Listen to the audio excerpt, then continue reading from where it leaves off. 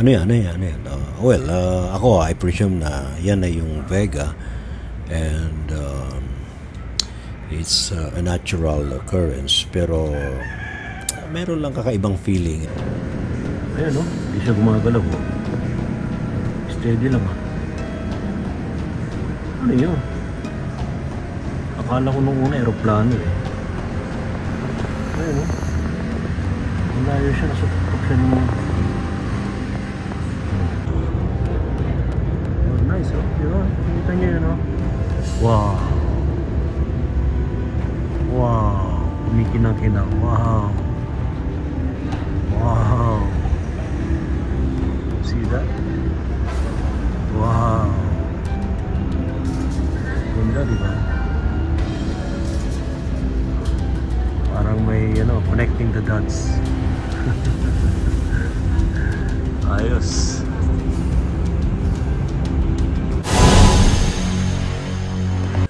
Mga misteryo, dito ba sa recently ba meron kayong mga experience o meron kayong sightings ng mga UFO, some strange cloud formation, strange lights sa gabi na hindi naman talaga aeroplano or drone, Recently meron tayong mga na-capture na kakaiba sa papawirin sa kalangitan. May nakita akong very strange siya. Akala ko aeroplano, pero tinutukan ko mabuti ng camera. Halos hindi siya gumagalaw. Pero yun nga, napaka slow nung kanyang movement. Saka kakaiba yung ilaw. Hindi yung ilaw na aeroplano na blinking lights na blue, red, ganon. O, diba? Alam nyo naman yun. Alam naman natin lahat kung ano talagang aeroplano, no? Hindi ko naman sinasabi na ito UFO, pero ako mismo nagtatanong sa sarili ko kung yun nga ba ay unidentified flying object. Nasa sa inyo, kayong bahalang humusga. Yan, ito papakita ko sa inyo. Itong na-encounter natin ito. Ang shot na ito ay from Mandaluyong, and nasa eastern part yung shot ko na yan. Nasa ibabaw siya ng building. Actually, malayo yung lugar na yun. I think siguro sabihin natin mga 2 kilometers ang layo. Marahil, more or less. Ganon. Ito yan, papakita ko sa inyo. Now, it's up to you kung sa palagay ninyo ay unidentified flying object siya. Pero ako, personally, hindi ko inaalis ang posibilidad na ito aeroplano. Pero kakaiba eh. Diba? Iba yung lights niya and yung movement niya. Masyadong mabagal. Parang nananadya, hanggang sa unti-unti na siyang lumayo at nawala. Diba? Okay. Ito, panoorin natin. Meron akong makikita rin. Parang steady lang siya.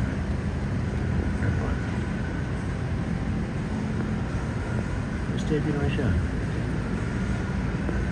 Ayan. Parang hindi siya gumagalaw. Ayan, no? Hindi siya gumagalaw. Steady lang, ha? Ano yun? Akala ko nung una aeroplano, eh. Ayan, no? Malayo siya. Nasa tuktok siya nung... Nawala na yata. Nandun pa. Wow. Halos di siya gumagalaw. Di ba pag aeroplano dapat gumagalaw na yan? Nandun pa rin, ha? 1 minute na. Oh.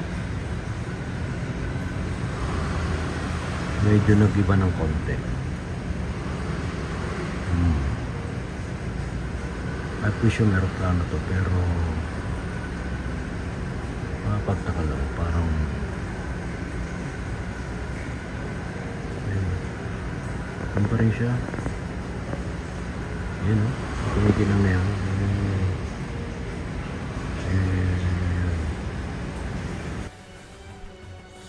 Yan, tinan ninyo kung ano yung sa palagay ninyo ay comment. You can post your comments below sa video nito.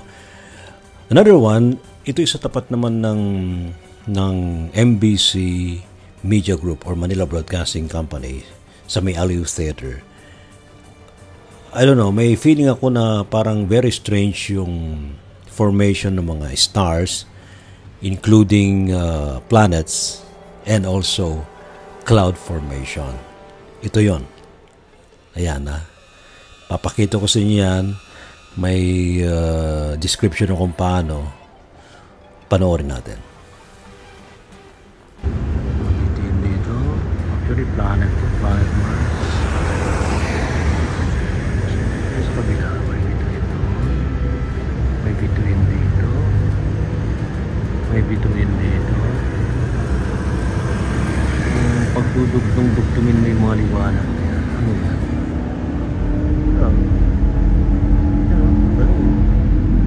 Naka-circular sila. And look at these cloud formations. Wow. Parang may kumulaw ah. Nasaan na yan? These cloud formations, very interesting images. Wow. Yan sa tapat ng Aliw Theater.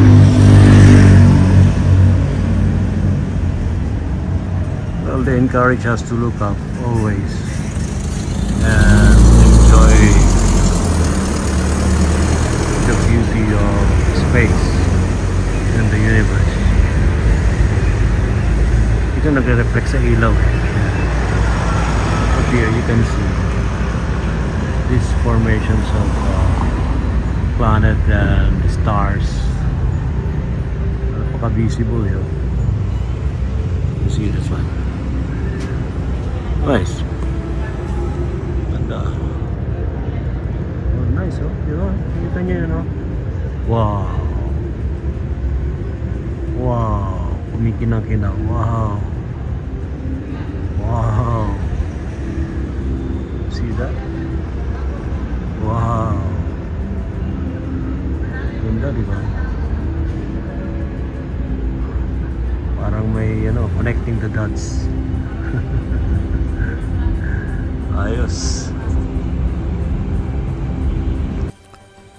Now, sa palagay ninyo, ano ito? Ako nagtatanong na sa inyo, no? Hindi ko ino-open sarili ko for channeling with them. Gusto kong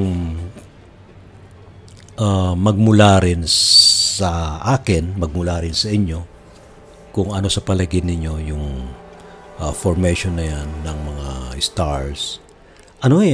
Kakaiba talaga kasi halos lahat sila lumitaw, no? Cloudy, di ba? Cloudy, pero parang sobrang liliwanag nila na na-capture sa phone camera. Phone camera yung gamit ko dyan eh.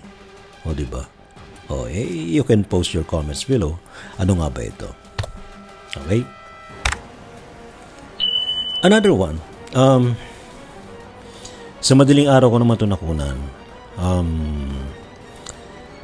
I presume na ito'y Vega star in the north. Pero kakaiba lang din yung kanyang blinking nung kanyang light. So, it's a strange light.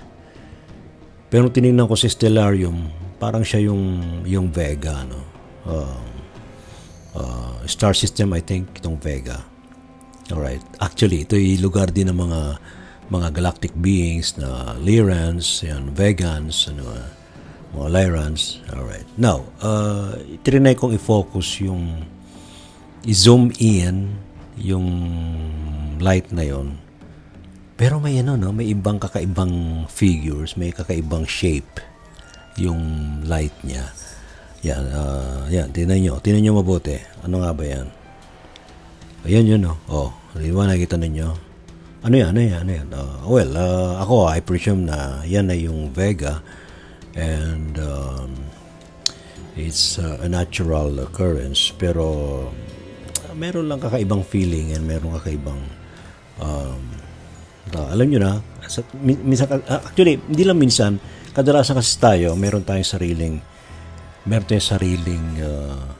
barometer kung ano nga binakikita natin based sa ating understanding and based na rin sa ating kutob, gut feeling, yung ating nararamdaman. Parang nagtatalo pa nga yung isip natin sa yung ating gut feeling, yung ating kutob.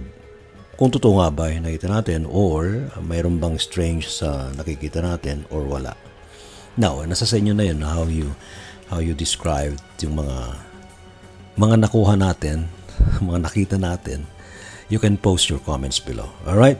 Ngayon, kung meron kayong mga kakaibang mga sightings, mga UFO or strange lights, cloud formation na nakakaiba, ako from time to time, I post some strange cloud formation sa ating Facebook page, Ray T. Sibayan Adventures. And hinihingan ko sa inyo yung mga feedback ninyo, comments ninyo, anong nakikita ninyo. Kasi magkakaiba kasi ng interpretation natin sa mga cloud formation na yan eh. Ako, I believe personally na any cloud formation na nakita natin, it could answer some questions sa ating sarili. Kung meron tayong mga questions, makikita natin yan sa mga yan eh. Very primitive actually yung ganyang paniniwala. Mga Native Americans, alam nila yan. Yung mga babaylan dito, alam din nila yan. Yung mga Wiccan, they practice some rituals and they can communicate with nature. And the nature ay nagbibigay din ng mga messages sa atin in response sa ating mga katanungan. Kaya yung cloud formation na yan, ako very interesting for me kapag nakakita tayo ng mga kakaibang cloud formation. At kung ano yung interpretation niyo sa mga hugis na yan, yun ang totoo sa inyo. Sa bawat isa sa atin, meron tayong iba-iba mga interpretation eh. So, kung ano yung nakita natin, hindi ibig sabihin, yun din nakikita na iba. Magkakaiba kasi ng perspective eh. Magkakaiba ng pagkaunawa, understanding. So, kung ano yung interpretation niyo, yun ang totoo para sa inyo. Kaya ko, I always respect that. Whatever it is, whatever your experience, yun. So, yan. Mga ka-misteryo, mga ka-adventure. Hanggang sa muli, huwag niyo kalilimutan, like, subscribe, and push the notification bell for updated videos. And you can also post your comments below. Mapag-uusapan din naman kahit paano. No? Salamat. See you.